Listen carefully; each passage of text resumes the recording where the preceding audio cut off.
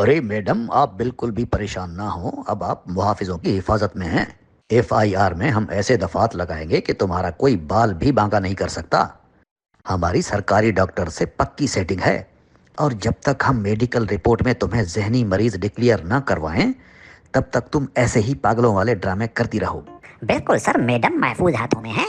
एक दो क्या, अगर ये 200 कत्ल भी कर आती तो इनको कुछ नहीं होना था।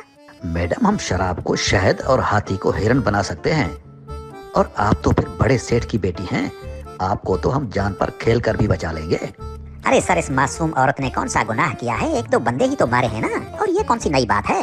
सर, जिन्होंने फैक्ट्री में 250-300 लोग जिंदा जला दिए, वो आज गवर्नर और वजीर हैं। हाँ हाँ बिल्कुल, इन्होंने भी तो 2 बंदे मार दिए हैं। तमगाए इम्तियाज तो इनका भी हक बनता है ना। संतरी, कोई जश्न का इंतजाम करो भाई, सोने की मुर्गी हाथ लगी है। ऐसे मौके बार बार नहीं मिलते। अरे एक बाप और उसकी बेटी का ही तो कत्ल किया है ना, और 5 लोगों को जख्मी किया है। अब ये कौन सी बड़ी बात है? हाँ सर, आप बिल्कुल ठीक कहते हैं। सारा कसूर मैडम की लैंड क्रूजर के नीचे आकर जान भाग होने वाले बाप और बेटी और जख्मी होने वालों का है। उनके खिलाफ पर्चा होना चाहिए सर।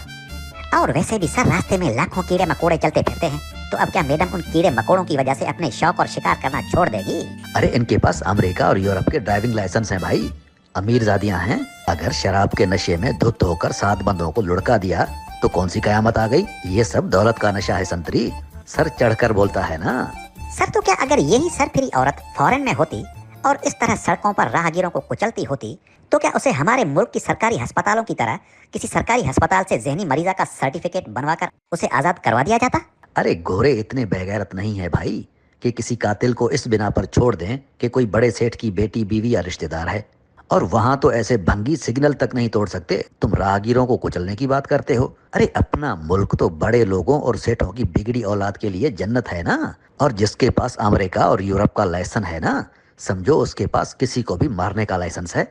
सर, अगर लोगों ने ये सवाल उठा लिया कि एक जहनी मरीज औरत जो 9 सनती इदारों की चीफ एग्जीक्यूटिव ऑफिसर है, वो उन इदारों को कैसे चला रही थी? और वही दिमाग से पैदल खातून घर से लैंड क्रूजर निकालकर बाहर ले गई, और उसे ये भी पता था कि शराब पीने कहाँ जाना है, और वहां पहुंच भी गई। सर, एक जहनी मरीज लैंड क्रूजर कैसे चला रही थी? लोग ये सवाल कर सकते हैं ना। अरे संतरी, यहाँ जहनी मरीज पूरा मुल्क चला रहे हैं, तुम लैंड क्रूजर चलाने की बात करते हो। अरे ये तो मामूली बात है भाई। और जो भी ऐसे सवाल करे ना, उसे उठा लो। उठा लें? हाँ हाँ उठा लो। सर, और जो बेचारे मैडम की लैंड क्रूजर के नीचे आकर जान भाग हुए या शदीद जख्मी हुए, उनका क्या होगा? अरे सेठ की बेटी है, जो सेठ महंगे महंगे शुतर मुर्ग और नायाब नस्ल के बेल खिला सकते हैं, उनके लिए 4-5 बंदे मारकर उनके लवाहकीन को 40-40, 50-50 लाख देना कौन सी बड़ी बात है? बड़ा पैसा है भाई इन सेठों के पास। कई बरसों से पाकिस्तानियों की उल्टी खालें उतार रहे हैं। ये इनके लिए मामूली सी बात है। इन सेठों की ऊपर तक पहुंच होती है। ये सब डॉक्टर्स, पुलिस और अदालतों तक को खरीद सकते हैं।